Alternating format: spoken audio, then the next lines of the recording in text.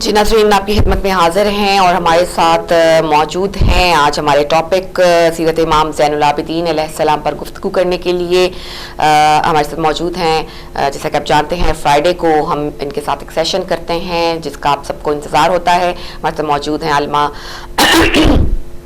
मकसूदा नकवी साहिबा, और जो है नाम जो है मैं गुजारिश करूँगी कंट्रोल रूम से कि वो दुरुस्त कर दें। उनको उनकी मकसूदा खिदमत में हम सलाम अर्ज करेंगे। अस्सलाम वालेकुम मकसूदा। वालेकुम सलाम व रहमतुल्लाहि व बरकातहू। ठीक है, आप खैरियत से हैं मकसूदा? अल्लाह का शुक्र, आप कैसे हैं? बस अल्लाह का शुक्र। आपको मुबारकबाद पेश करते हैं आज के दिन की, इमाम सज्जाद अलैहिस्सलाम की विलादत की बहुत बहुत मुबारक हो आपको।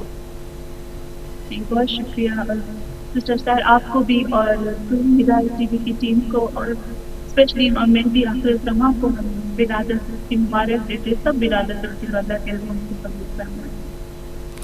जी बहुत शुक्रिया। तो मकसूदा, हम गुफ्तगू भी जो है इमाम सज्जाद अलैहिस्सलाम की विलादत बासादत से चाहेंगे कि आप शुरू करें और बताइए कि उनका जो उनके जद थे, जो उनके वालिदैन थे, उनके साथ उनका ताल्लुक़ कैसा था और उनकी कुछ ज़िंदगी के बचपन के हालात के मुतालिक हमें कुछ बताइएगा।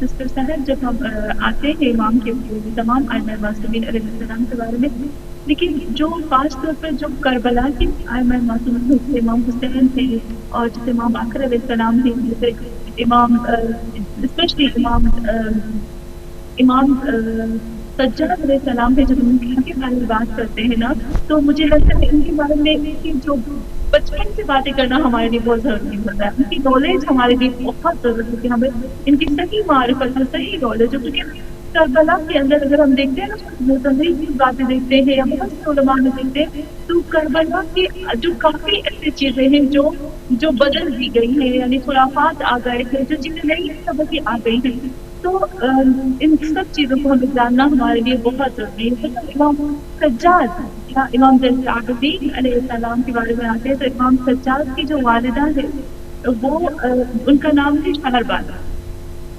और बहुत ज़्यादा इनके बारे में होता है कि उनके बारे में डाउट्स भी मिलते हैं कि इमाम सज्जाद की जो वालिदा थी, जिनका नाम शहरबाद था, वो एक बादशाह था या उनकी बेटी थी, या ऐसा कुछ मिलता है कि वो उनकी मदार जो है वो ईरान में है। हम चाहते भी हैं, अक्सर काफ़ी जगहों पर मिलता है। कुछ तो कहना होता है कि वो करबला में मौजूद थी। यहाँ पर शहीद मुज़फ़्फ़र जो है उसको साफ साफ कहते हैं कि बीबी शहरबानो जो थी वो ईरान की बीबी थी, ईरान में रहने वाली थी और ईरानी भी थी। वो आई थी खलीफा दुर्गम यासिर के ज़माने में और इमाम हुसैन अलैहिस्सलाम के ज़माने से और मौलाना अमीर मोमिनीन अली अलैहिस्सलाम के ज़माने में। और लेकिन उनके बारे में मिलता है कि जैसे ही इमाम सैयद साजिदीन इमाम सज्जाद की विलादत होती है ना, तो वो इस दुनिया से चली जाती हैं। ये बहुत ज़्यादा हमें जो मिलती है चीज़ वो मिलती है। और शहीद मुज़फ़्फ़र जो है वो इस बात को रिफ्यूज़ करते हैं कि वो उन बादशाह की बेटी थी, लेकिन ये बात कन्फर्म है कि वो ईरानी थी। और जब इमाम की विलादत होती है तो दुनिया से चली जाती है, लेकिन उनकी जो खाला थी ना, वो उनके साथ बहुत से इमाम जो थे वो अटैच कर रहे थे। तो यहाँ पर जब हम इमाम की ज़िंदगी को देखते हैं तो यहाँ यही मिलता है कि उनकी वालिदा जो थी वो पहले इस दुनिया से चली गई थी और फिर करबला में मौजूद नहीं, और जब वो इस दुनिया से गई तो मदीने में ही मौजूद थे। बहुत सारे इनकी बातें मिलती हैं, लेकिन जब के साथ मिलता है वो यही मिलता है, उससे ज़्यादा नहीं मिलता है।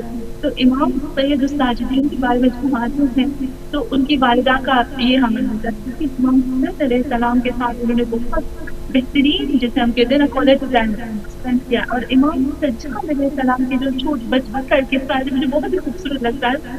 मैं चाहती हूँ कि इस किस्से को हम जरूर बयान करें, क्योंकि इमाम की काफ़ी ऐसी चीज़ें होती हैं। हमने इमाम को करबला के बाद काफ़ी ऐसी चीज़ें जो हमें बयान, करबला से पहले हमें भी बयान करना चाहिए कि इमाम जो है वो असल इमाम कहाँ से इमाम की जो नॉलेज और मारिफत के सब बढ़ी है। तो यहाँ पर सिस्टर सर जब हम आते थे ना, इमाम रसूलुल्लाह सल्लल्लाहु अलैहि वसल्लम के असहाब हैं, सहाबी हैं जिनका नाम है जाबिर बिन अब्दुल्लाह अंसारी। इसको कोई जो नहीं जानता है ना, امام کی ولادت سے پہلے محمد مصطفیٰ صلی اللہ علیہ وسلم نے امام سید الساجدین کو سلام بھیجا تھا. یہاں پر جابر بن انصاری کو جب رسول خدا صلی اللہ علیہ وسلم کے پاس آتے تھے تو رسول خدا صلی اللہ علیہ وسلم بیٹھے ہوئے ہوتے ہیں اور جابر بن عبداللہ انصاری سے کہتے ہیں کہ بیٹھو.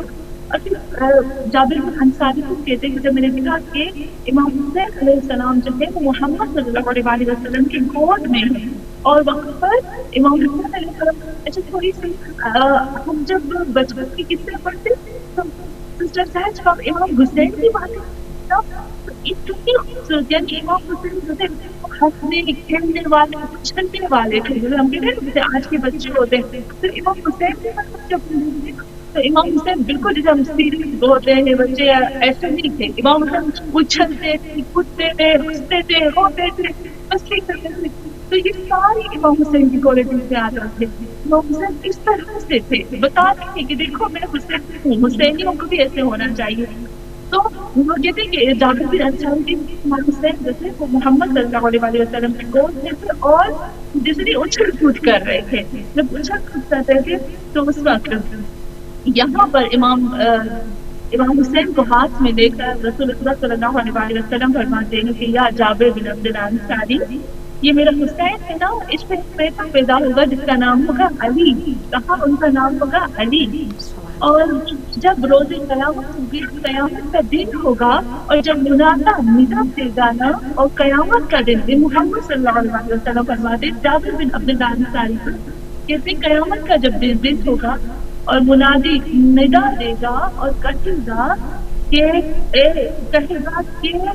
سید العابدین کہاں ہے سید العابدین. اب کہتے ہیں زین العابدین لفظ جو ہے وہ کہاں سے امام سید الساجدین کو ملا امام سجاد کو کہاں سے ملا. تو یہ لفظ جو ہے وہ محمد صلی اللہ علیہ وسلم سے ملا اور محمد صلی اللہ علیہ وسلم خدا سے ملا. تو کہتے ہیں کہ کہاں ہے سید العابدین. تو اس وقت کہتے ہیں کہ یہاں پر ان سب جتنے بھی قیامت کے دن لوگ ان میں سے امام سجاد اٹھ کے کھڑے ہو جائیں گے اور پھر یہاں رسول اللہ صلی اللہ علیہ وسلم خود جابر بن انصاری کہتے ہیں کہ جب تم مجھ سے ملو نا تو میرا سلام کہنا.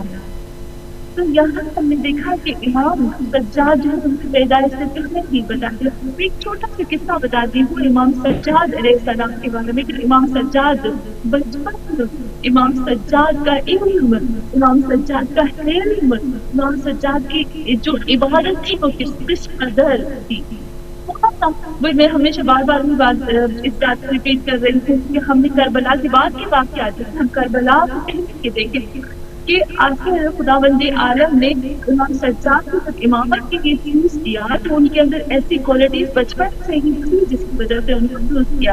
یہاں پر عبداللہ مبارک ایک شخص جس کا نام ہے وہ ہمیشہ ہر سال حج پہ جاتا ہے. جب حج پہ جاتا ہے نا کہتا ہے کہ میں ایک دفعہ حج کے سفر میں جب گیا تو میں نے دیکھا کہ جتنے بھی حاجی تھے نا ان کے اندر ایک چھوٹا سا بچہ ہے جس کی عمر 7 یا 8 سال سے زیادہ تھی اور اپنے سامان کی جیسے جب جاتے ہیں تو ہم نے کھانے پینے کا سامان بھی لینا ہے ہم نے سواری بھی لینی ہے سب کچھ لینا وہ کہتے بغیر کسی مقصد کے بغیر کسی کچھ کھانے پینے کی چیزوں کے وہ آگے بڑھ رہا ہے. تو کتنا عجب ہو گیا اس کو دیکھ کر.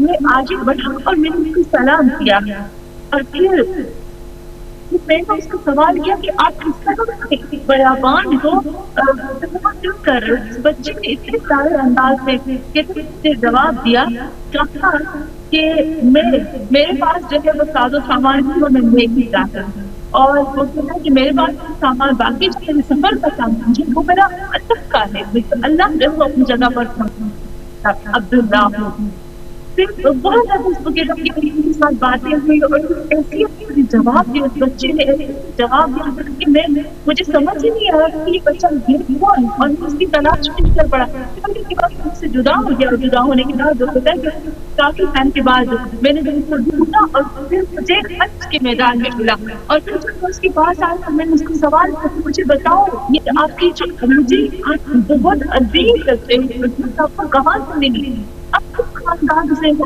کس کی اولاد ہو، مجھے صاف صاف بتاؤ. تو پھر سوال کرتا ہے امام سے، تو امام بتاتے ہیں کہ میرا تعلق جو ہے وہ ہم کہتے ہیں عبد المطلب، میرا مختلف خاندان سے تعلق ہے. اور پھر آگے بتاتے ہیں کہ میں ہاشمی ہوں. اور پھر بتاتے ہیں کہ میں وہ جو جیسے حاجی جو ان کو پانی پلاتے ہیں، حاجیوں کو سیراب کرتے ہیں، وہ جو حوض کوثر پر والد ان کو پانی پلاتا ہوں، لوگوں جو حوض کوثر والد سے ملاقات کرتا ہوں. اور پھر بتاتے ہیں میں وہ جو علی کا بیٹا ہوں، میں وہ جو فاطمہ کا بیٹا ہوں، میں حسین کا بیٹا علی.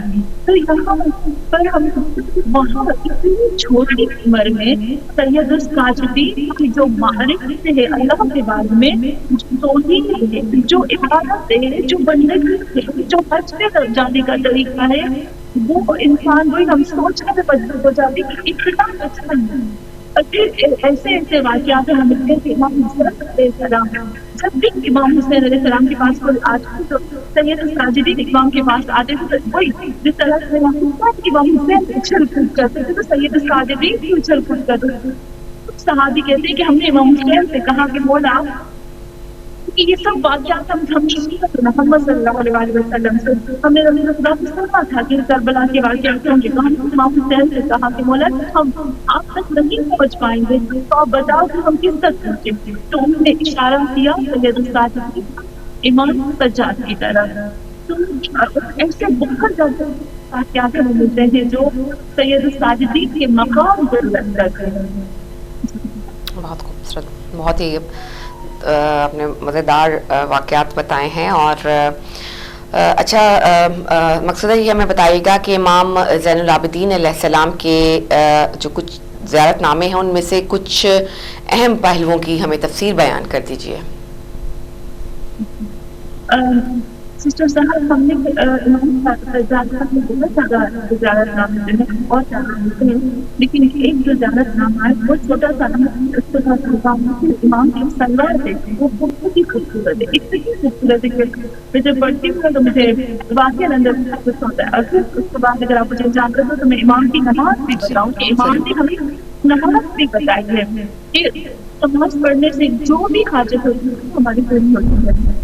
امام بسم اللہ الرحمن الرحیم، امام سجاد علیہ السلام کی جو زیارت ہے اس میں کچھ ایسے الفاظ ہیں جو میں چاہتی ہوں، بہت زیادہ ذاتوں پر ہم نے کیا ہے اور ذاتوں کو ہم نے ریفرنس سے کیا ہے، تو کچھ ایسے لفظ ہیں جس کو ہم چاہتے ہیں اس کو ہم اچھے سے کلیئر کر دیں. شاید مجھے لگتا ہے کہ ہم نے دوسری جو زیارت اس میں نہیں کیا. تو جب ہم امام کی زیارت سے شروع کرتے ہیں، بہت چھوٹی سی امام کی زیارت کا جو کیا ہے، امام کی زیارت کو ہم شروع کرتے ہیں السلام علیکم یا زین العابدین. سب سے پہلے جو ہے شروع کیا زین العابدین، پھر ہم نے شروع کیا السلام علیکم یا زین المتحدث، السلام علیکم یا امام المسلمین، السلام علیکم یا ولی المسلمین، السلام علیکم یا قرۃ عین العارفین، السلام علیکم یا وسیع الوسیع، السلام علیکم یا خاتم وسائر المرسلین. ایک یہ لفظ اور دوسرا ہم جب آتے ہیں السلام علیکم یا ذو المستوحشین، السلام علیکم یا نور المجتبین. یہ جو ذو المستوحشین ہے اس کو، اور ایک جو لفظ ہے وہ جو سب کو نصیحت کرنے والے ہیں اس لفظ کی طرف میں آنا چاہتے ہیں. یہاں پر جب ہم اس لفظ کی طرف آتے ہیں جس طرح کہ السلام علیکم یا زین العابدین، زین العابدین کو ہم نے جو الفاظ دیا کہ وہ زینت، جیسے میرے محمد صلی اللہ علیہ وسلم نے خود فرمایا کہ سردار العابدین عابدین وہ کون ہے جو ان میں سے سردار ہے عابدین کا، وہ تو امام سجاد علیہ السلام ہے. جب ہم آتے ہیں السلام علیکم یا زین المتحجدین، متحجد کے ہم سے تہجد، اگر ہم اجازت دو تو میں روز فرسٹ کے اندر جاؤں. جی ضرور بالکل.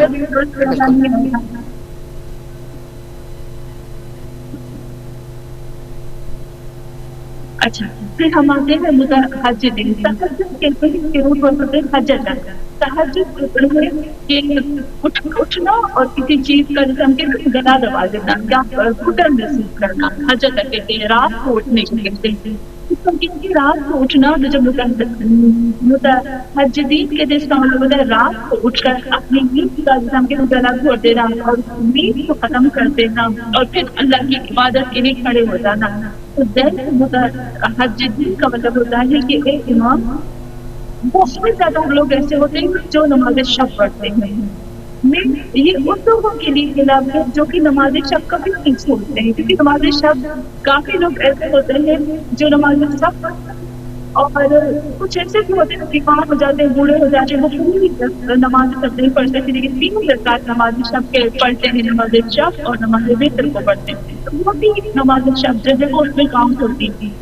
तो यहाँ पे कहते हैं कि या इमाम मुतहज्जिदीन का मतलब है कि जितने भी हमारे इमाम हैं वो तो सब हैं हमारे साथ, हमारे आगे पीछे, लेकिन जो नमाज शब के लिए उठते हैं ना और जो नमाज शब पढ़ते हैं चाहे सुबह से पहले हो, जितने नमाज शब पढ़ने वाले हैं उनके सर पे जो हाथ होता है वो इमाम सज्जाद का होता है। ये कभी नहीं भूलना चाहिए।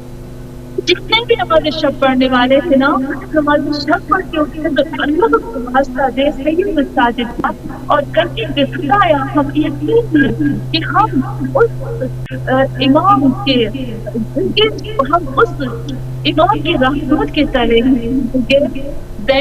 मुतहज्जिदीन है। तो अल्लाह हमें उसकी रहमत के नीचे हमेशा इस तरह से दुआ करनी चाहिए। तो दूसरी में मुझे बहुत ही खूबसूरत बात जो लगी वही है कि सलाम अलैका या ज़ूअल मुस्तवहिशीना। तो यहाँ नूर का मतलब होता है दिया, यानी नूर यानी रोशनी। जब हम कहते हैं ना सूरज की रोशनी, उसको कहते हैं नूर, और चमकदार रोशनी को कहते हैं ज़िल। तो हम इमाम से क्या कहते हैं, अस्सलामु अलैका या ज़ूअल मुस्तवहिशीना, एक वो इमाम जो का नूर है, शख्स के लिए रोशनी है, यानी खौफ रखने वाले, वहशत रखने वाले, यानी अल्लाह से डरने वाले, यानी वो लोग जो खुदा के लिए कोई काम करते ही नहीं।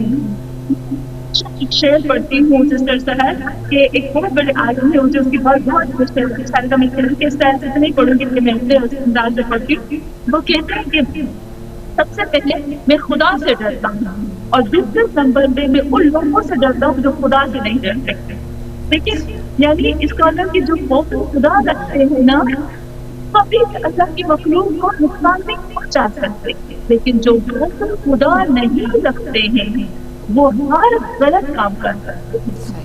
उनके हमेशा वो भी हर चीज कर गुजरते हैं। तो यहाँ पर वो आते हैं कि एक मैं अल्लाह से डरता हूँ और दूसरा मैं उनसे डरता हूँ जो अल्लाह से नहीं डरते। तो यहाँ पर हम कहते हैं कि अभी मेरे अंदर खौफ खुदा है, आपके अंदर खौफ खुदा है, तो अगर हमारे दिलों के अंदर खौफ खुदा है ना, तो हमारा जो नूर, जो हमारी रोशनी है, दिया है, वो इमाम सैयद है। यानी इसका मतलब है कि हम इमाम के पहले नहीं है, अपने इमाम नहीं छोड़ सकते। जैसे हम कहते हैं ना इमाम मेहदी हमेशा हमारे साथ है, अल्लाह हमेशा हमारे साथ है। जब हम कहते हैं मतलब ये होता है कि या इमाम आपका जो नूर है ना वो हमारे हमेशा हमारे साथ है। तो चाहते हैं कि मैं इमाम सैयद साजिदीन को मेरे मेरे साथ हमेशा रहेगा। समाते हैं जो मुझे बहुत ही खूबसूरत इसमें से चीज लगी वो है अस्सलामु अलैका या मुतअब्बिदीन। और एक और जो चीज है जो मुझे बहुत बहुत प्यारी लगी वो यही आती है कि मिसबाहुल आलमीन अस्सलामु अलैका या हकीकतुल इल्म। और फिर मीज़ान al-क़िसास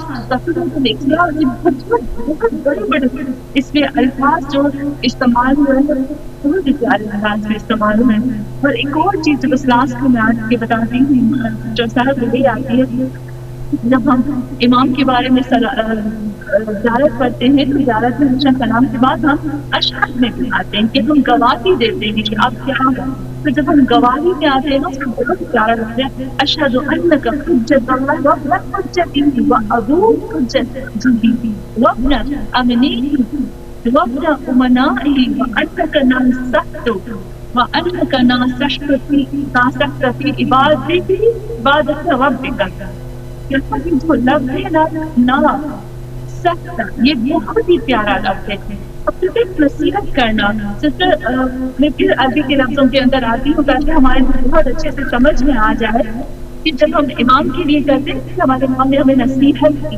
نصیحت جو ہے ہمیشہ نصیحت کی روٹ میں نہیں، جب ہمیں سمجھ آئے گی تب ہمیں سمجھ آئے گا کہ نصیحت ہوتی کیا ہے. جب ہمارے امام کہتے ہیں، ہم یہاں یہ کہتے ہیں کہ میں گواہی دیتا ہوں، آپ جتنے بھی آپ حجت اور جتنے بھی حجتیں ان کی اولاد ہو، آپ امین ہو، آپ منام کی اولاد ہو، اور آپ جو ہے ناسکتا اس کو تھوڑا سا کبھی بہت مکس ہو جاتا ہے یہ لفظ. ایک ہم آتے ہیں نون سین اور یا کی طرف. ہم ٹھیک چیزوں کو دیکھتے ہیں. کافی لوگ جو ہے میرے اسٹوڈنٹ جب بات کرتے ہیں تو اس کو تھوڑا سا مکس کر دیتے ہیں، تاکہ اس کو تھوڑا کلیئر کر دوں. ایک ہوتا ہے نون سین یا، ایک ہوتا ہے نون سواد یا، ایک ہوتا ہے نون سواد اور ہا. تو جب ہم نون سین یا اس کا مطلب ہوتا ہے بھول جانا، اور ایک ہوتا ہے نون سواد یا. آپ کو پتہ ہے صورت ہوتی ہے اور مجھے بہت ایک ڈرانے والی اس کی میننگ ہوتی ہے. ناسیہ بیدک. ہم ہمیشہ یہ پڑھتے ہیں، دعاؤں میں بھی پڑھتے ہیں، قرآن میں بھی آتا ہے. ناسیہ تو پیشانی کی جو بات ہوتی ہے اس کا، یہ جو پیشانی کی بات ہوتی ہے اس کو اللہ بھی کہتا ہے کہ میں قیامت کے دن جو جھوٹ بولنے والے ہوتے ہیں ان کو پیشانی کی بالوں کے گھٹیل کے جہنم میں پھینکوں گا. اور جب ہم دعائیں پڑھتے ہیں دعاؤں میں بھی آتا ہے ناسیت بیدک. اللہ میری پریشانی ہے، یہ پریشانی کے بعد تمہارے ہاتھ میں تمہاری پکڑ سے باہر نہیں جا سکتا. بات ہو جانا چاہیے. ابھی سائنس میں یہ بات کہتی ہے کہ جب انسان کا دماغ کے پارٹس ہوتے ہیں نا تو جھوٹ انسان کس پارٹ سے بولتا ہے. تو ناسیت کا مطلب ہوتا ہے کہ پریشانی کے بعد اور بنیادی یعنی پکڑ جانا. اور ایک ہوتا ہے نصیحہ. یہاں سے دعا میں یا زیارت میں یا جو کہتے ہیں بیان کو ہے وہ نصیحہ استعمال ہوا ہے. اور نصیحہ کا مطلب ہوتا ہے ایک پاک کرنا، خالص کرنا. جب شہد ہوتی ہے نا، شہد کو جب بالکل خالص کیا جاتا ہے، پاک کیا جاتا ہے اور اس کے اندر ذرا برابر بھی ملاوٹ نہیں ہوتی، اس کو کہتے ہیں نصیحہ. یہاں امام کہتے ہیں سسٹر سر ہم امام وَأَنَّكَ نَاصَحْتَ فِي عِبَادَةِ رَبِّكَ. اے میرے مولا آپ کیوں کیا، خالص کیا، اور آپ مخلص ہو گئے. اور جب امام کو یہ کہنا چاہتے ہیں کہ جو بھی آپ کے ساتھ متوسل ہوگا، جو بھی آپ کے ساتھ رہے گا، جو بھی آپ کے سائے میں رہے گا ہو جائے گا، وہ صاف ہو جائے گا، وہ پاک ہو جائے گا، ذرا بنا نہیں ہوگی. تو ایک طرح سے ہم امام سے کہتے ہیں کہ امام ہمیں اپنے ساتھ جوڑ دیجیے تاکہ ہم آپ کے ساتھ ہمیشہ آپ کے ساتھ رہ کر اپنے اللہ کے لیے مخلص ہو جائیں. اور یہاں پر یہ جو امام کی ضرورت ہے، میں چاہتی ہوں اس کو یہاں ختم کر اور پھر اس کی طرف آتی ہوں جو امام زین العابدین علیہ السلام کی نماز کی طرف آتی ہوں. سلوات کی طرف نہیں آ پاؤں گی تو امام کی میں نماز کی طرف آتی ہوں. امام زین العابدین علیہ السلام کی 4 رکعت نماز ہر رکعت میں سورہ حمد کے بعد ایک دفعہ سورہ توحید ہے یعنی سورہ قل واللہ اور سورہ قل واللہ کے بعد سورت کا یہ دعا پڑھنی ہے رکعت میں. اور جو بھی یعنی یہاں کہ جب ہمیں نماز ختم ہی نہیں ہوتی، اس سے پہلے ہماری ختم ہو جائے، اس سے پہلے کہ ہم نماز ختم کر کے اپنے ہاتھوں کو دعا کے لیے اٹھائیں اور دعا مانگے، ہماری دعا جو ہے وہ قبول ہوتی ہے پہلے کہ ہمارے ہاتھ جو ہے وہ نیچے آ جائے. کتنی خوبصورت یہ دعا کو پڑھ کے میں اس کا ترجمہ نہیں پڑھوں گی. یہاں امام زین العابدین علیہ السلام کی 4 رکعت کا مانتے ہیں. 4 رکعت میں سورہ حمد کے بعد سورہ قل واللہ ہم سورہ قل واللہ کے بعد 4 رکعت یہ دعا پڑھنی ہے. یا من اظہر الجمع وفتر الخفیف یا من لم یعاقب بالجلیل ولم یحتک الصبر یا عظیم العفو یا حسن تجاوز یا واسع المغفرۃ یا باسط یا دین بالرحمہ یا صاحب کل نجوہ یا منتہا کل شکوہ یا کریم الصبر یا عظیم العفو یا مقتدر یا بالمنعم. قبل استحقاق حاجة ربنا وسيدنا ومولانا يا غاية رحمتنا أسألك اللهم إنك تصلي على محمد وآل محمد. یہ اتنی خوبصورت دعا ہے، یہ مفاتیح الجنات یہ ہر رکعت میں پڑھنی ہے یا نماز ادا کرنے کے بعد پڑھنی ہے؟ اس طرح سے اگر ہم اس کے دو طریقے ہم کر سکتے ہیں. فار ایگزامپل اگر میں 100 دفعہ پڑھ سکتی ہوں نا تو میں الحمدللہ کے بعد 100 دفعہ پڑھوں. اگر مجھے نہیں ہوتا ہے نا سسٹر صاحب تو میں سورۃ اللہ کے بعد 1 دفعہ پڑھوں. اگر نہیں ہوتا میں نماز کو ختم کر کر بیٹھ کر بیوی خاتون زہرا کی تسبیح کے بعد اس دعا کو 100 دفعہ پڑھوں. تو جس کو جتنا جیسے ایزی لگے وہ پڑھ سکتے ہیں. یہ کتنی خوبصورت دعا ہے اور اس کا ترجمہ بہت اچھا ہے.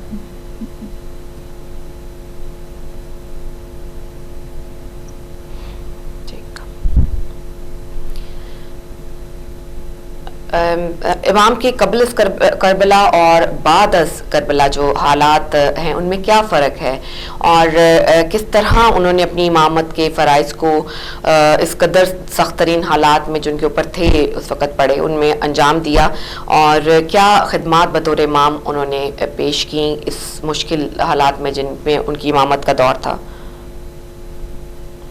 جی سسٹر سحر، ابھی جب ہم امام سجاد علیہ السلام کی زندگی کی طرف آتے ہیں تو ہم کربلا سے پہلے کی واقعات ہیں. جب تھوڑا سا کمزور کر دینا کہ کربلا سے پہلے تو امام حسین علیہ السلام زندہ ہیں، ہنستے بستے گھر ہیں. ہم دیکھتے ہیں کہ امام سجاد علیہ السلام اپنے بابا کے سائے سے چلے ہیں. وہاں پر مولا عباس بھی زندہ ہے، اکبر بھی زندہ ہے، ان کے ساتھ امام کی زندگی ہے. لیکن کربلا کے بعد کے جو واقعات دیکھتے ہیں نا سسٹر سحر، جو کربلا میں ہوا وہ تو ہوا، لیکن جو کربلا کے بعد ہوا نا اس کی اوپر تحقیق ہونی چاہیے. کربلا کے واقعات کو پڑھ لیتے ہیں، ٹھیک ہے، ضروری ہے، بہت ضروری ہے، لیکن کربلا کے بعد جو واقعات نہیں سننا کیونکہ کربلا کے بعد جو مدینے کی حالت تھی میں اس سے کوشش کروں بتاؤں اس کو تھوڑا سا دور کے ساتھ کمپیئر کریں.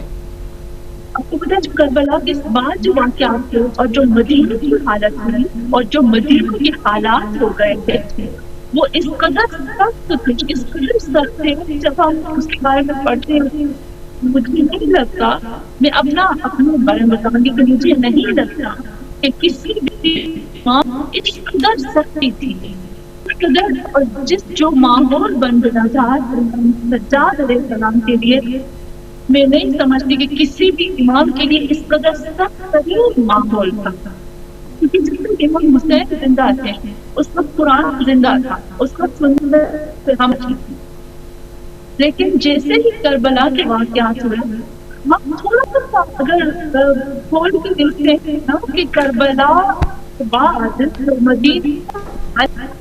جو مدینے میں جن لوگوں نے حکومت کی وہ کتنے لوگ تھے، کون تھے، اور پھر جب دیکھتے ہیں جو تھے وہ کربلا کے فوراً بعد کتنے حملے ہوئے اور کتنے انقلاب برپا کرنے کے لیے لوگ اٹھے اور کیا ہوئے واقعات. تو اب پڑھتی تھی واقعی روح کانپ جاتی ہے.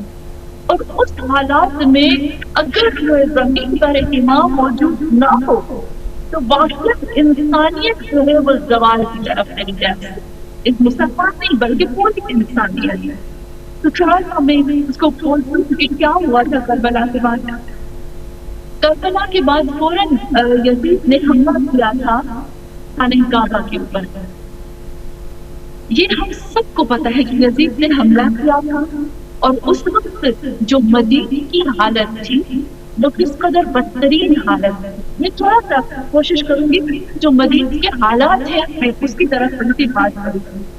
جب امام سجاد تھے تو ایک واقعہ ہوا تھا، اس کو واقعہ ہررا کہتے ہیں. واقعہ کیا تھا؟ ایسا تھا کہ کچھ لوگ اٹھے تھے کہ ہم امام حسین کے ویوز تھے تو یزید نے وہ مدینے کے اوپر حملہ کیا اور ہم سب کو پتا ہے کہ اس نے خانہ کعبہ کے اوپر بھی حملہ کیا. کچھ دنوں تک پورے مدینہ کو اس نے ہلاک کر دیا تھا.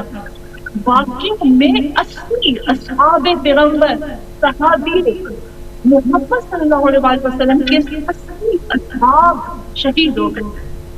70 से ज्यादा, 70 से ज्यादा ऐसे लोग जो जैसे हाफिज कुरान 700 से ज्यादा, 700 से ज्यादा हाफिज कुरान माने।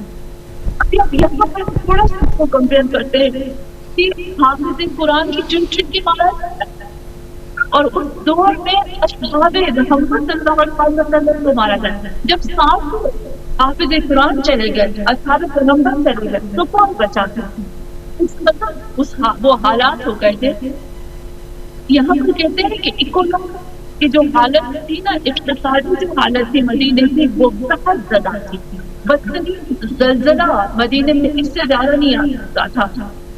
हजारों लोगों को मारा गया और मदीने के अंदर इतने ज्यादा लोग भी नहीं थे, हजारों की तादाद, और कई लोगों के पास खाने को कुछ भी नहीं था। ऐसी हालत मदीने की हो गई थी। इस हालत को सिर्फ और सिर्फ संभाला इमाम सैयदुस साजिदीन ने, इमाम सज्जाद अलैहिस्सलाम ने इस हालत में कि 4000 जो कुछ घर थे उनको संभाला और बहुत ज्यादा लोगों को संभाला और फिर अपने बना दी। और ऐसे हालात को सिर्फ और सिर्फ एक वक्त का इमाम ही संभाल सकता है। फिर उसके बाद जब ये वाक़या हुआ, वाक़या हारा के बाद भी एक वाक़या हुआ था तवाबीन का, वो भी इंकलाब के नाम से उठे थे। फिर कयाम मुख्तार हुआ था। देखिए मदीना में मुसलसल ये हालात रह रहे हैं और इससे बदतरीन चीज हो गई थी सिस्टर साहब, मदीने की आपको कुछ बातें बताऊंगा, मुझे नहीं पता, शायद आपको पता होंगी, लेकिन अकल जब हो जाती हैरान हो जाती मदीने की हालत थी। जो मदीना तो रसूल किसको लगता था, मदीना की ये हालत हो गई थी कि बनी हाशिम जो थे उनके काम भी नहीं आते थे। आप सोचें क्या हालत होगी, उनको जितने भी एहकाम थे ना वो भूल चुके थे, उनको नमाज के एहकाम नहीं आते थे। एक जगह कि वो लोग भूल चुके थे, जिसकी वजह से जो हम कहते हैं ना आज वजूद इख्तिलाफ है मुसलमानों में, यहाँ से पैदा होता है क्योंकि मोहम्मद सल्लल्लाहु अलैहि वसल्लम के वजूद का तरीका बताया जो कुरान में बताया, भूल चुके थे। फिर आकर हमारे आयमन मासूमीन साजिदीन ने ये दोबारा से इसके एहकाम को जिंदा किया। और एक और जो मदीना की बदतरीन हालत थी वही हम जब सोचते हैं, मैं वाकई के जब मैं सोचती हूँ मदीना की रसूल की हालत थी, खुदा न करे कि अब दोबारा से बोले अपने साथ कंपेयर करते हैं। आपको पता है मदीने की ऐसी बदतरीन हालत हो गई थी कि लोग जो थे वो म्यूजिक और गाना बजाना उसके पीछे भाग गए थे। उनके नाचने वाले, नाचने वाली, बदतरीन शेर कहने वाले और गाने बजाने वाले, वही म्यूजिक इसके अंदर गर्क हो चुके थे। यहाँ तारीख लिखी, ये वो जमाना है इमाम ज़ैनुल आबिदीन अलैहिस्सलाम का जमाना है, करबला के बाद लौटने का जमाना है। तो वहाँ पर इमाम ज़ैनुल आबिदीन अलैहिस्सलाम के जमाने में होता है कि एक औरत जिसका नाम कुछ आयशा बताते हैं, वो गाना बजाने वाली थी, वो आई थी। जब वो आई थी ना तो हजारों की तादाद में लोग जो थे उसके पीछे चले गए, उसके म्यूजिक, उसके गाने सुनने के लिए, उसके सॉन्ग सुनने के लिए, हजारों की तादाद में। इस कदर की जगह नहीं थी। अभी आप देखें कि कोई भी गाना बजाने वाली आती है, आप खुद देखें कि लोग किसके पीछे जाते हैं, उसके पीछे नहीं जाते। क्या वो ये दौर वो नहीं था? तारीख में मिलता है नाचने वाली आती है हज करने के लिए या उम्रा करने के लिए। इमाम ज़ैनुल आबिदीन के जमाने की बात है कि जब एक नाचने वाली आती है, लोगों को पता चला उस जमाने की मैं आपको बात बताती हूँ, लोग हजारों की तादाद में हाथ छोड़कर उसको देखने के लिए, इसका ऑटोग्राफ लेने के लिए। ज़ैनुल आबिदीन के जमाने की दौर की बात बताती हूँ। फिर एक और वाक़या मिलता है कि एक शख्स जो गाने वाला था वो गाना गाने के लिए आया, जैसे हम कहते हैं ना म्यूजिक कॉन्सर्ट होते हैं यहाँ पर, तो वो गाने वाला जब आया था तो लोग थे, जगह नहीं थी, तो लोग छत पे चढ़ गए। लोग छत पे चढ़ गए तो बहुत ज्यादा टूट गई और वो लोग जो सारे जो गाने वाला उसके ऊपर गिर पड़े और वो वहीं पे मर गया। اب دیکھیں کہ کیسی حالت تھی امام سجاد کے زمانے کی، ہم دماغ ہمارا کام بھی نہیں کرتا. اس وقت جب یزید چلا گیا تو اللہ ان کے لے رہا تھا نا، اللہ مروان بن حکم آیا، مروان بن حکم کے بعد عبد الملک بن حکم آیا، اور یہ سب سے بدترین، اگر ہم تمام آئمہ معصومین کے جتنے کے دور کے حاکم گزرے ان سب کو اگر اکٹھا سب سے زیادہ ان میں عبد الملک بن مروان جس کا جو جس نے اپنا پورا پاور جو ہے وہ حجاج بن یوسف کو دے دیا تھا. سب کو پتا کہ حجاج بن یوسف کتنا بدترین انسان ہے، کہ آج تک روئے زمین پر حجاج بن یوسف جیسا بدترین شخص پیدا نہیں ہوا. عبد الملک بن مروان نے کیا کیا، جب قرآن کے سامنے لایا اس نے کیا تھا، قرآن کو لیا بند کیا اور اس نے فارق بینی و بین میرے اور اس کے بیچ میں بہت زیادہ دوری اور دور کر دیا. جمعے کی خطبے جتنی بھی جمعے کی نماز چھوٹی کو چھوڑ کر اس کے اندر قرآن کا رہل بیت کی رسول بند کر دیا گیا، قرآن کو بالکل بند کر دیا گیا. اب سنیے امام سجاد کے جو حالات تھے نا وہ روح کانپ جاتی ہے. اس کے بعد حجاج بن یوسف اور عبد الملک بن مروان کے پاس اگر کوئی کہتا تھا شیعوں اس کو فوراً مار دیتے تھے. کمبر شہید کیا تھا، اور اس کے بعد جو ہے حجاج بن یوسف کی زندگی میں نہ جانے کتنے صحابی تھے، کتنے شیعہ جس نے مارا تھا، اتنا بڑا جرم کا شیعہ بولتا دور میں. عبد الملک مروان کہتا ہے کہ جب میرے ساتھ شیعہ کو مارا جاتا ہے اور وہ اپنے خون سے لطفت ہوتا ہے اور وہ تڑپ رہا ہوتا ہے تو مجھے اس کو دیکھ کر مزہ آتا ہے اور مجھے کھانا کھانے میں اس وقت لطف آتا ہے. یہ خود وہ بولتا ہے. حجاج بن یوسف کے بارے میں کس طرح سے خوشیوں کے اوپر ظلم کیا تھا.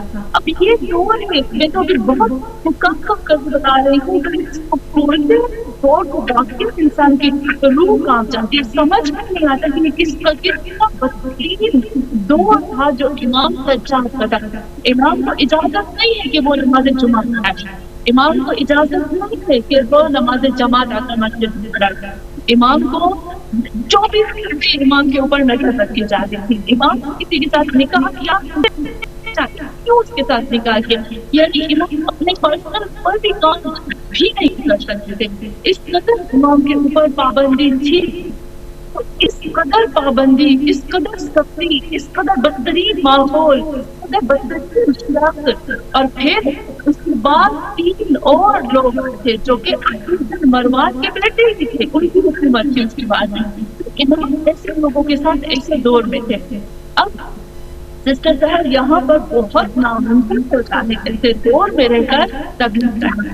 امام نے کچھ ایسے کام کیے، امام نے خوبصورت کام کیے. امام نے 5 کام ایسے کیے، امام نے 5 کام ایسے کیے جو ہم سمجھتے ہیں کہ میں ہمیشہ کہتی ہوں، جیسے ہم کہتے ہیں حضرت نوح علیہ السلام کو کہتے ہیں آدم ثانی، امام حسین کو محمد ثانی، ہم علی ابن حسین کو کہیں گے محمد ثانی. یعنی دوبارہ سے اسلام کو زندہ کیا، دوبارہ سے انسانیت کو زندہ کیا، انہوں نے دوبارہ قرآن کو زندہ کیا. امام سجاد علیہ السلام نے سب سے پہلا مقام کیا، ان کا مقصد تھا قرآن بالکل ختم کر دینا. امام نے قرآن کو زندہ کیا. سب سے بڑا کام جو امام نے کیا وہ قرآن کو زندہ کیا. کس طرح سے قرآن کو زندہ کیا؟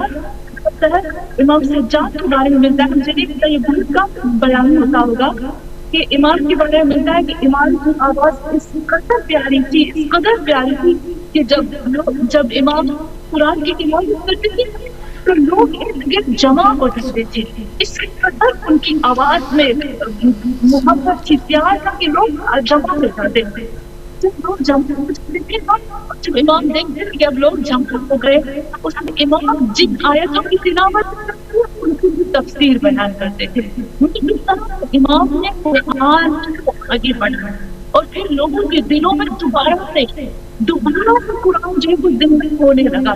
اور پھر خود امام فرماتے ہیں لو ماتر من بین المشرق والمغرب. امام کی حدیث ہے کہ اگر روئے زمین پر، یعنی مشرق سے لے کر مغرب تک پوری روئے زمین پر اگر جاندار مر جائے اور میرے پاس قرآن ہو تو علی بن حسین کو کبھی کوئی وحشت نہیں ہوگی. یعنی بتاتے ہیں کہ جس کے پاس قرآن ہے اس کے پاس وحشت نہیں ہوتی. اپنے قرآن کو اپنے سینے سے لگاؤ. جب تمہارے وقت کا امام پڑھتا ہے اور ہر طرح سے دجالی طاقتیں تمہیں گھیر لینا سمجھ میں آئے تو قرآن کو اس سے لگنے تو اس وحشت سے دور نکل آ گے. کتنا خوبصورت امام جو ہے وہ ہمیں ایک میسج دیتے ہیں. نہ قرآن کو امام نے زندہ کیا.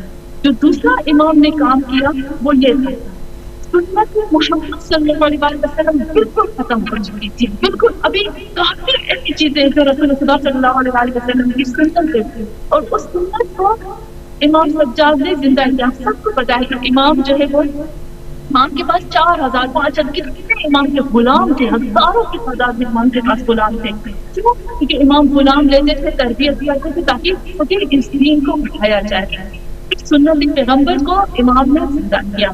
جو تیسرا کام امام نے کیا وہ کیا کہ امام مہدی آخر الزمان کی معرفت کو امام نے زندہ کیا. قرآن کو زندہ کیا, سنت پیغمبر کو زندہ کیا, امام مہدی آخر الزمان کی جو معرفت ہے اس کو زندہ کیا. اور پھر امام نے جو چوتھا کام کیا وہ یہ ہم یوں کہتے ہیں امامت کو زندہ کیا. سب لوگ وہی ہم سب کو پتا ہے امام سجاد علیہ السلام کا دور وہ تھا کہ امام باقر علیہ السلام کو ہاتھ سے پکڑ کر ایک بیابان میں جاتے تھے اور وہاں پر جا کر دعائیں پڑھتے تھے اور آواز. جب امام باقر علیہ السلام کہتے کہ جب میں امام سے پوچھتا تھا کہ بابا کہاں پر آئے ہیں تو کہتا تھا یہاں پر قبر ہے امام علی علیہ السلام کی. دیکھیے امامت ختم ہو چکی تھی. امام علی علیہ السلام کا مبارک کا پتہ نہیں تھا, 100 سال تک نہیں پتا تھا. امام جعفر صادق علیہ السلام کے زمانے میں جا کے پتا چلا. تو یہاں پر امامت اس قدر ٹوٹی ہوئی تھی ہم کہہ سکتے ہیں, یعنی امامت کو ختم کیا جا رہا تھا. پھر امام کو چوتھی چیز بھی وہ امامت کو زندہ کی. پانچویں چیز جو ہم کہہ سکتے ہیں کہ امام نے اس چیز کو زندہ کیا وہ امام نے کربلا کا زندہ کیا.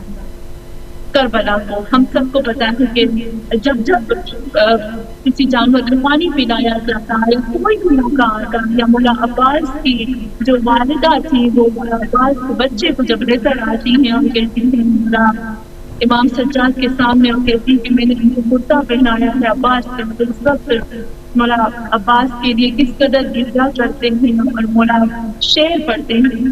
اور ایک اور خاص چیز جو لاسٹ میں کہوں گی کرتا ہے وہ یہ آتی ہے کہ امام کو موقع نہیں مل رہا تھا کہ امام کس انداز میں کس طریقے سے سب چیزوں کو بیان کرے. تو امام نے اپنا ویپن اپنا ہتھیار بنایا دعاؤں. ہم دیکھتے ہیں کہ صحیفہ سجادیہ, اب صحیفہ سجادیہ کی طرف آتے ہیں نا, مجھے نہیں پتا لیکن جب میں اس کو کمپیئر کرتی تھی میں عربی پڑھتی ہوں, مجھے عربی سے ہی ٹرانسلیٹ کرنا ہوتا ہے سب چیز کو. تو جب میں پڑھی ہوں نا سسٹر تو چیز کو دیکھتی ہوں. اب دیکھیے گا نہج البلاغہ کی عربی جو ہے بہت مشکل ہے.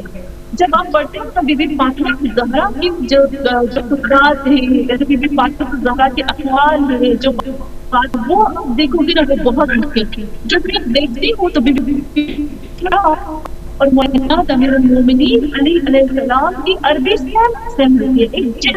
جیسے الفاظ اتنی مشکل تھی.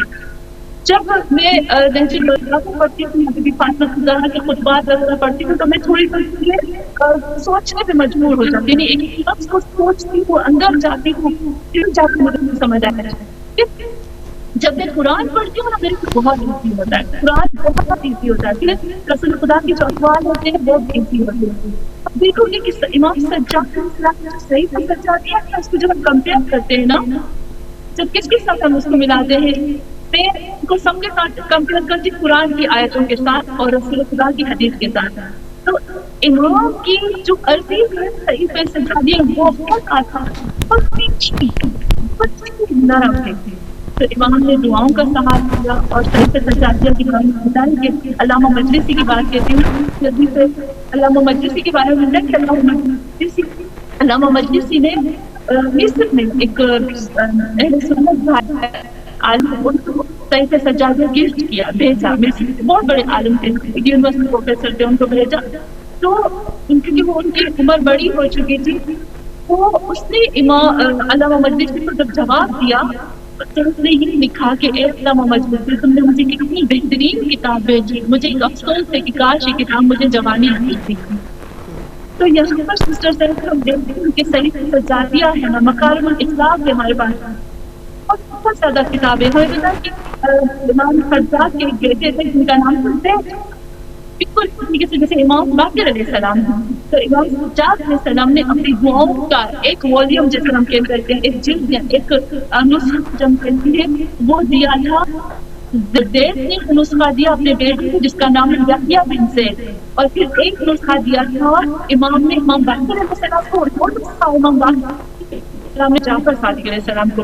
تو یحییٰ بن زید جو ہے امام جعفر صادق علیہ السلام کے پاس آتے ہیں، کہتے ہیں یا مولا آپ امام ہیں، یہ میرے پاس میرے جج کی امانت ہے جو میرے بابا کے پاس تھی اور میں چاہتا ہوں کہ آپ کو بھی۔ تو امام نے کہا یہ ہمارے یعنی امام سجاد علیہ السلام کی قیمتی چیز ہے جو ہمارے لیے رکھی ہے، وہ کتاب ہے، احکامات بتائے، زندگی گزارنے کا طریقہ بتایا۔ میں عجب جاتی جب میں امام کی مجھے دعا کی 50 ہمیں کہ آج کا وقت کیا ہے، مطلب کیا ہے اس کے اندر۔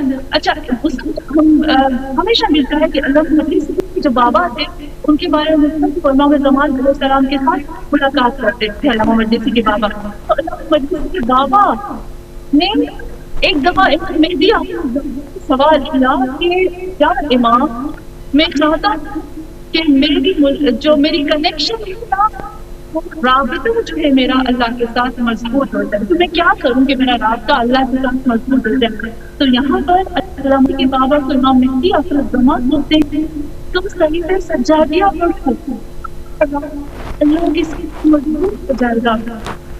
تو یہاں پر ایک چیز ساتھ آتی ہے، ہمیں پتا ہے کہ بہت بڑے عالم کتنا خوبصورت انداز میں کہتے ہیں کہ جب ہمارے پاس امام سجاد علیہ السلام کی لکڑی ہو، ہمارے ہاتھ میں چھڑی ہو، عصا ہو، ان کے پیچھے بھاگے۔ افسوس کی بات ہے کہ ہمارے پاس امام سجاد کے الفاظ مجھ کے پیچھے نہیں جاتے۔ مجھے امام جعفر صادق علیہ السلام کی ایک بات بہت خوبصورت یاد آتی ہے کہ امام کے ہاتھ میں ایک دفعہ چھڑی ہوتی ہے، وہ کہتے ہیں کہ چھڑی جو ہے وہ میرے محمد صلی اللہ علیہ وسلم کی جب لوگ بھاگ کے آتے ہیں اس عصا کی زیارت کرتے ہیں، تو امام کہتے ہیں افسوس تھی کہ تم اس کی طرف آتے ہو، یعنی ہمارے سے زیادہ ہے کہ افسوس کہ ہم کن چیزوں کی طرف جائیں گے، لیکن ہمارے پاس بہترین کتابیں، بہترین الفاظ، بہترین زندگی گزارنے کے طریقے۔ امام بتاتے ہیں یہ چیز کرو۔ دعا میں اس کو ختم کرتی ہوں، مجھے لگتا ہے امام کی ایک چھوٹی سی دعا۔ جی جی ضرور، ہمارے پاس ابھی 5 منٹ ہیں۔ امام سسٹر سہر میں جب وہ دعا پڑھتی ہوں ہوتا ہے پڑھتی ہوں کہ اللہ ہو جب کسی محفل میں تو تم لوگ جب تو کوئی اگر دوسرا داخل ہوتا ہے تو تھوڑا سا کھسک جاؤ اور ان کو جگا دو۔ قرآن یہ بھی کہتا ہے کھسک جاؤ اور اپنے آنے والے کو جگا دو۔ قرآن کی دعا ہے جو اتنی پیاری دعا ہے، امام فرماتے ہیں یا اللہ جب میں جاؤں، یا اللہ جب میں نانا بن جاؤں، یا اللہ جب میں دادا بن جاؤں، یعنی اے اللہ جب میرے پوتے نوازیاں پوتیاں یہ سب ہونے لگے تو خدا اس وقت مجھے رزق زیادہ تھا۔ اچھا خود ہی اس وقت مجھے کسی کا محتاج تھا، اس وقت مجھے زیادہ پیسے دے سب دے۔ ایک درخت ہوتا ہے نا، جب وہ درخت بڑا ہوتا ہے تو اس کے پاس لوگ آ کر اللہ جب میرے پوتے پڑھتے نانا سے نوازے میرے پاس آئے اور مجھ سے کچھ مانگے تو اے اللہ میں ان کو بھر بھر کے دوں، میں خالی ہاتھ ان کو نہ جانے دوں۔ آپ نے دیکھا ہوگا سسٹر سر کے پوتے پوتی نوازے نوازیاں ہوتے ہیں وہ نانا دادی دادا کے پاس زیادہ ان کو بھی ماں باپ کی بنسبت ہے۔ تو امام کتنا پیارے اللہ بھی بھی نہیں سنتے تو ہم مکارم کے اخلاق کی دعا پڑھتے ہیں کہ اس میں کیسے امام بتاتے ہیں اس کو معاف کر دو، اس کو نہیں معاف کرو، پر کسی کے امام کی دعاؤں کے اندر ایک پوری دنیا اور آخرت چھپی ہے۔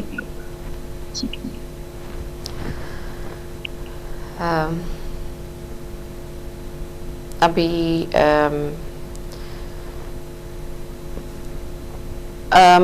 بس یہ بھی آپ چاہوں گی کہ ٹائم بہت کم ہے، صرف 3 منٹ رہ گئے ہیں،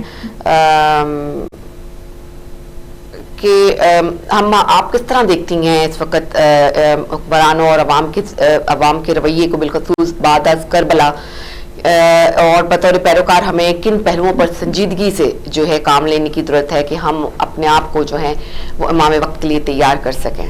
3 منٹ ہے ہمارے پاس مقصودہ. اس میں بہت زیادہ ایسی چیزیں آتی ہیں امام سجاد علیہ السلام کی جو ہمیں بتاتے ہیں کہ ہم کس طرح سے تیاری کریں، لیکن بس امام کی حدیث ہے جو میں صرف جلدی سے بتاؤں گی. حدیث کے اندر سب کچھ آ جاتا ہے اپنے وقت کے امام کے لیے تیاری کریں، سب اگر ہم کھول کے دیکھیں تو امام نے فرمایا 5 لوگوں کے ساتھ دوستی مت کرو. جب ہم 5 لوگوں کو گمراہ نہ بناؤ، 5 لوگوں کے ساتھ دوستی نہ کرو، 5 لوگوں جب یعنی 5 ایسے لوگ جن کے اندر یہ 5 کوالٹیز ہوں. سب سے پہلے کہا کہ وہ شخص جو جھوٹ بولتا ہو اس کے ساتھ دوستی نہ کرو. نمبر 2 کہا جو شخص فاسق ہو اس کے ساتھ دوستی نہ کرو. جھوٹ بولنے والا، فسق کرنے والا، اور پھر بخیل اور احمق. امام نے فرمایا ان کے ساتھ اس کو بالکل مت، کیونکہ تمہیں کیا جیسے ہم کہتے ہیں یا کا بچاؤ اپنے آپ کو. جو جھوٹا شخص ہوگا وہ تمہارے ساتھ جھوٹ بول کر تمہیں استعمال کرے گا. اتنا بول رہے نا کہ امام نے کہا وہ تمہیں یوز کرے گا، تم اس کے لیے وہ ایک ایسی چیز ہو جائے کہ تم یوز کر کے پھینک دے گا اور جھوٹ بولے گا. ہم اپنی سوسائٹی میں کتنا دیکھ رہے ہیں، ہمارے اندر کتنا جھوٹ ہے. تو پھر امام نے فرمایا فاسق کا مطلب ہوتا ہے کھلم کھلا گناہ والا. وہ شخص جو کھلم کھلا گناہ کرتا ہے نا اس سے دور ہوتا ہے. اور تیسرا امام نے کہا بخیل شخص سے بھاگ جا. بخیل جو شخص ہوگا، بخیل کنجوس ہوگا نا اس سے دور ہو جاؤ. جب تم نے کسی چیز کی ضرورت ہوگی تو تمہاری کبھی بھی مدد نہیں کرے گا، کسی کی بھی مدد نہیں کرے گا، اپنی بھی مدد نہیں کرے گا. اور پھر امام نے کہا ایک چیز کہ احمق یہ بے عقل، ان ایسے لوگوں سے تم دور ہو جاؤ.